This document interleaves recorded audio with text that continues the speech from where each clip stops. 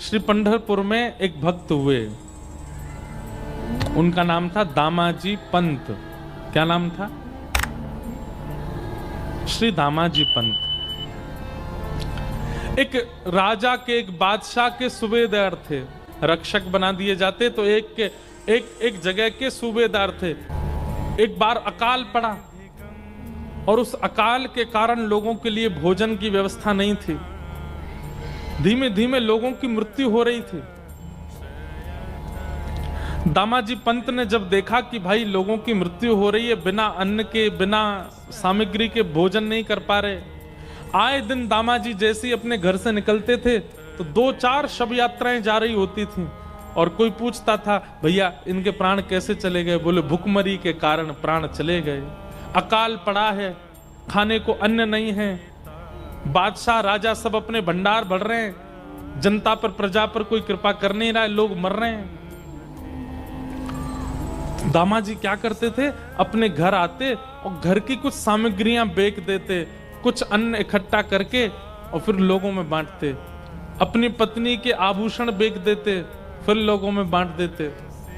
धीरे धीरे करके उन्होंने अपने जितना उनका जीवन की जमा पूंजी थी सब खर्च कर दी। और सब करके करते क्या थे? अन्न खरीदते, अन्न लाते और लोगों में, गांव में बांट देते।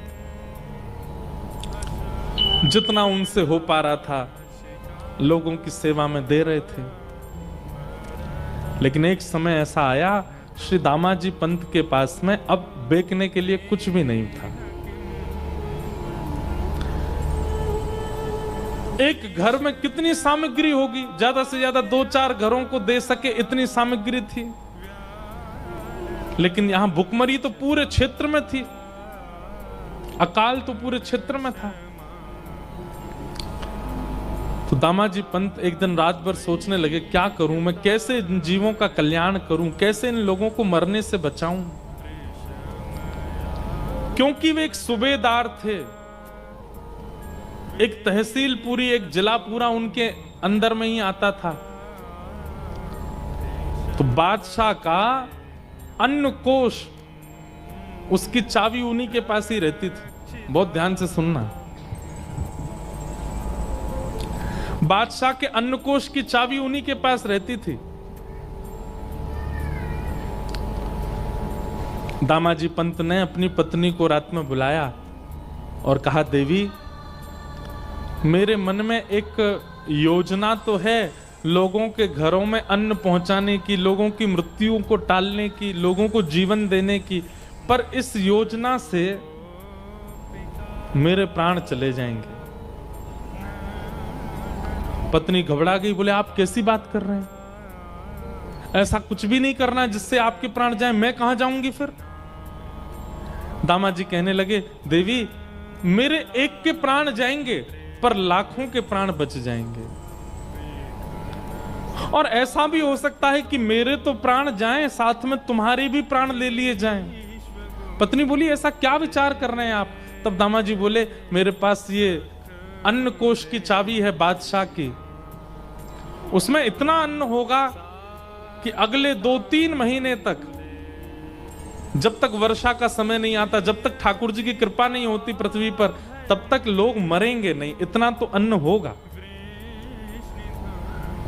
उसको मैं खोल दूंगा, लोगों में बांट दूंगा, और फिर जब बादशाह को पता चलेगा वो मुझे सूली पर चढ़ाएंगे, और हो सकता है कि मेरे साथ साथ तुम्हें भी चढ़ा दें।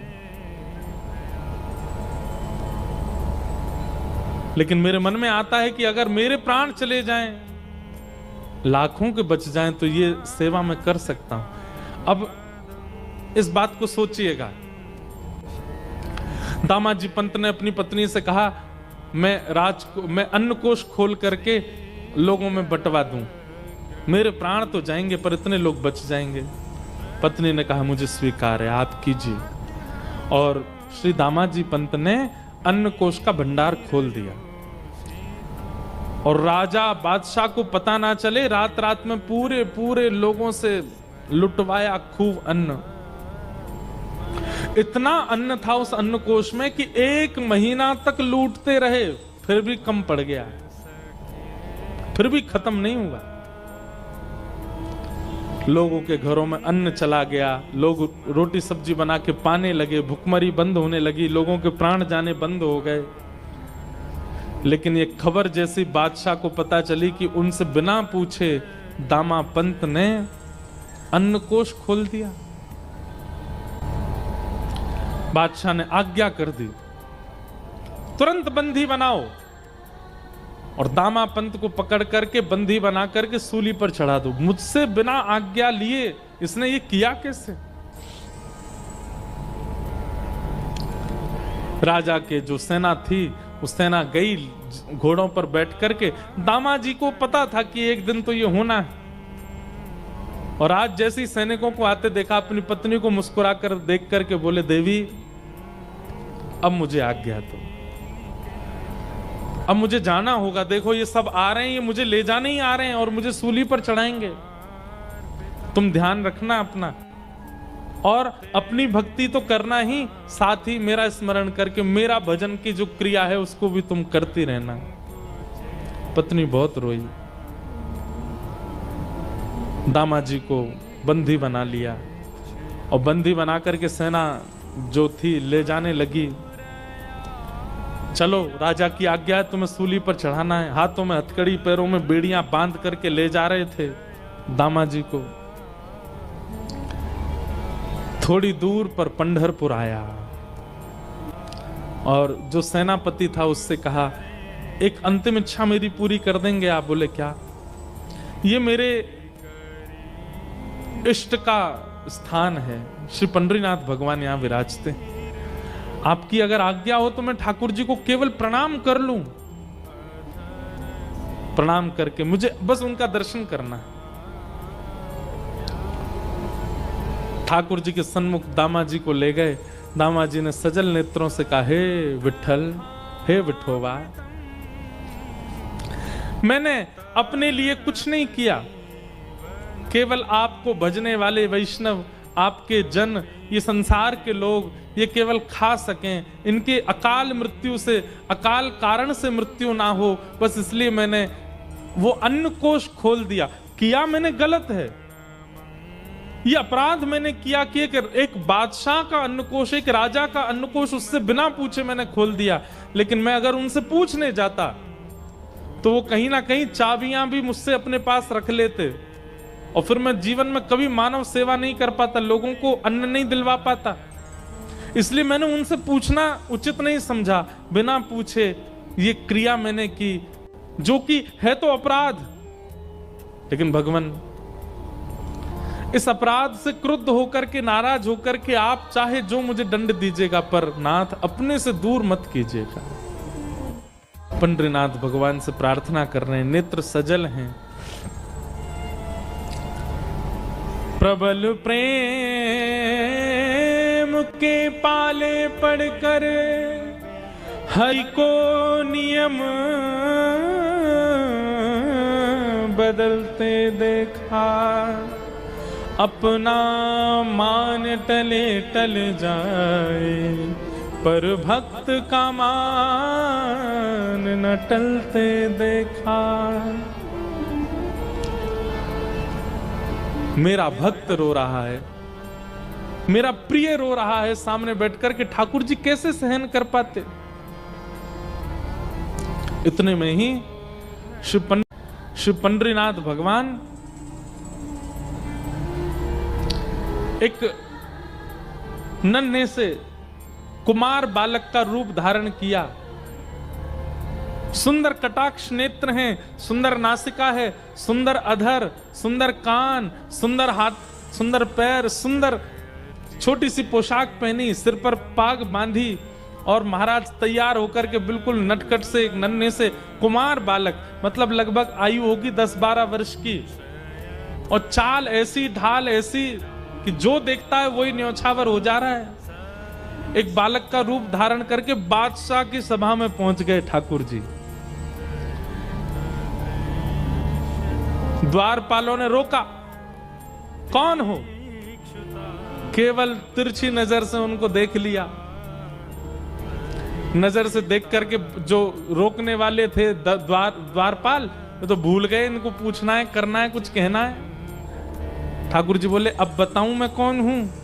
द्वारपाल बोले नहीं नहीं, तुम जो भी हो बस हमारे नेत्रों के आगे ही रहना, दिखते रहो, बहुत अच्छे हो, जाओ भीतर जाओ। ठाकुर जी का सबसे बड़ा बाण यदि कोई है तो वो है उनका रूप, इतना सुंदर बना लेते हैं, इतना सुंदर वेश धारण करके ठाकुर जी जैसे ही पहुंचे राजा की सभा में, बादशाह की सभा में, बादशाह ने पहले तो चाल देखी, चाल देख करके आनंदित हो गया। जबकि स्वभाव ऐसा है कि पहले कितनी दोहरियां हैं, सब पर रोक दिया जाता है लोगों को, लेकिन चाल ढाल रूप इतना सुंदर कि सब रोकना भूल गए उनको। बादशाह भी कहना तो चाह रहा है सेनापति मंत्री जाके देखो ये कौन है, लेकिन शब्द ही नहीं निकल रहा मुख से।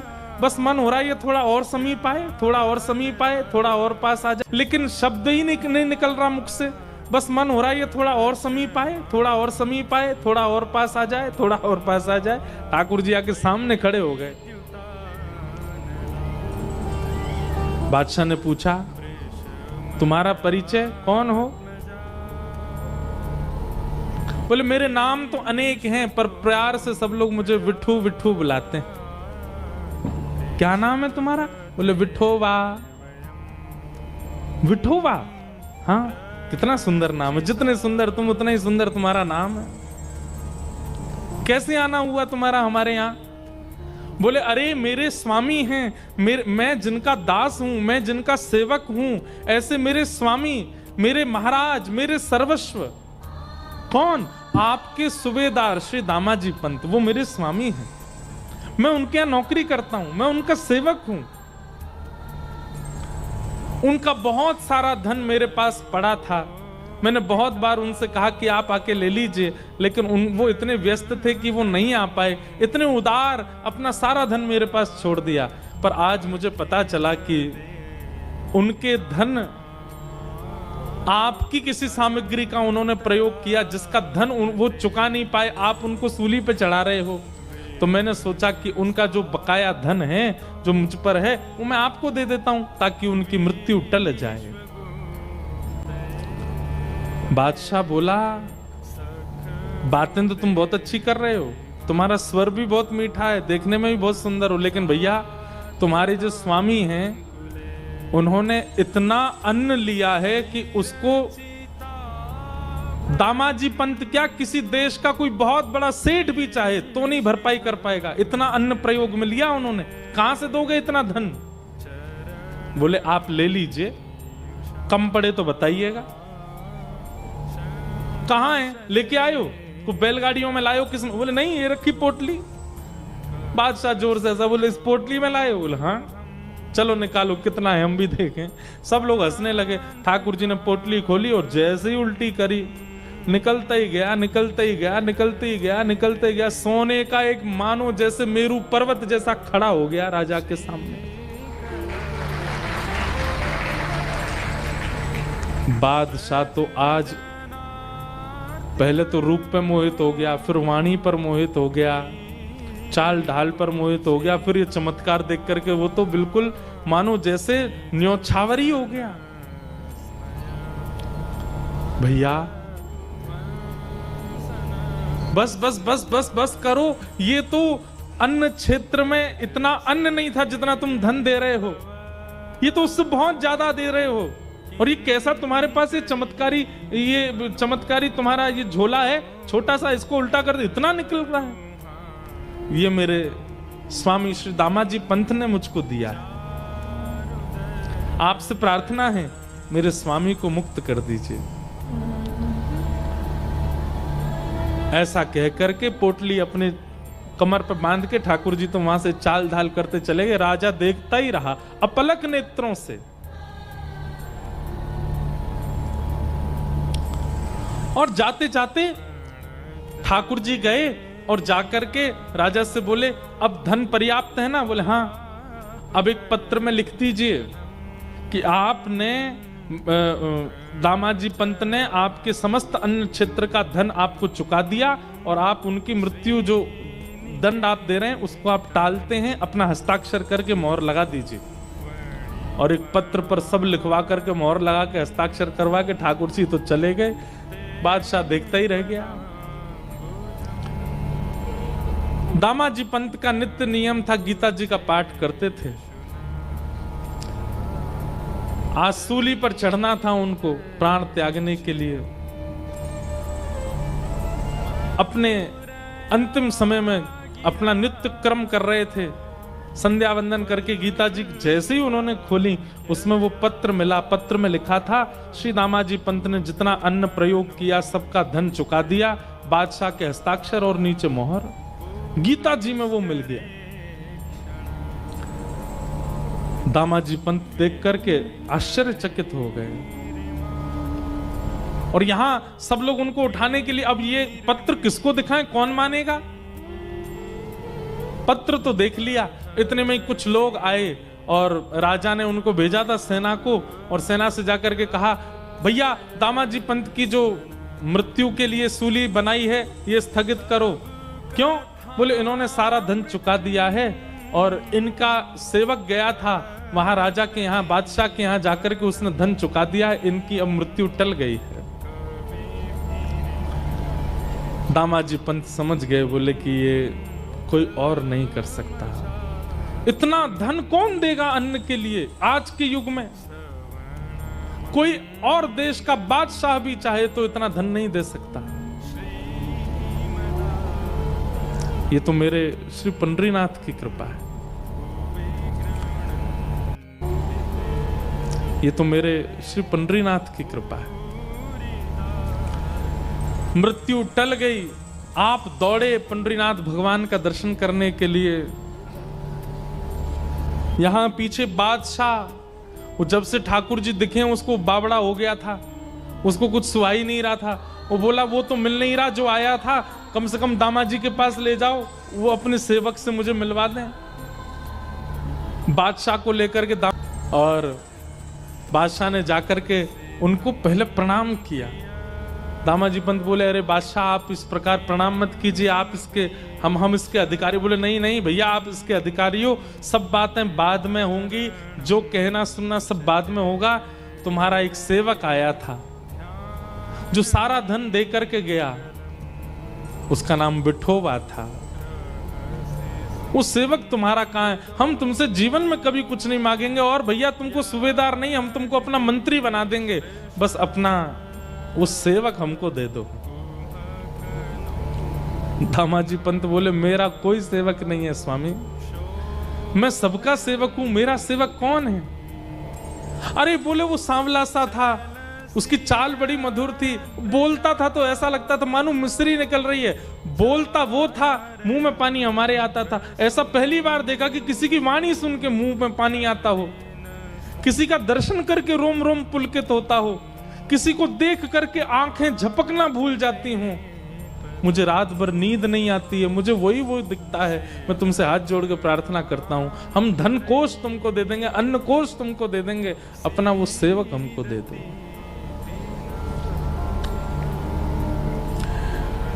बादशाह का हाथ पकड़ करके दामाजी पंत सीढ़ियों पर लेकर के गए और कहा, नेत्र उठा करके देखो कहीं ये तो नहीं थे। सामने श्री पंडरीनाथ भगवान खड़े थे। जैसे ही बादशाह ने दृष्टि उठा करके देखा तो बाकी सबको तो वो पंडरीनाथ जी के रूप में दिख रहे थे, पर बादशाह के आगे वो साक्षात जो विठोबा आया था वैसे ही प्रकट हो गए, और प्रकट होकर के वैसे ही नैन मटकाने लगे, वैसे ही मुस्काने लगे, वैसे ही अपने अंगों को हिलाने लगे। बादशाह देख करके उनका मुरीद हो गया, हृदय से लगा लिया दामाजी पंत ने। बोले भाग्यशाली हो भैया, तुमने कोई जप नहीं किया, तप नहीं किया, कोई पुण्य नहीं किया, तुमने साक्षात हमारे परमात्मा का दर्शन कर लिया। तुम्हारे यहाँ जो विठोबा आए थे यही है, यही पंडरीनाथ ही आए थे। दामाजी पंत ने तो सब छोड़ करके पंढरपुर वास कर लिया। उस बादशाह ने भी नियम बना लिया, हर महीने की एकादशी पर पंढरपुर जाना और श्री पंडरीनाथ जी का दर्शन करना, विठोबा विठोबा कह करके रोना और नित्य प्रार्थना करना, एक बार वैसी चाल, वैसी ढाल, वैसा रूप दिखा दीजिए ठाकुर जी।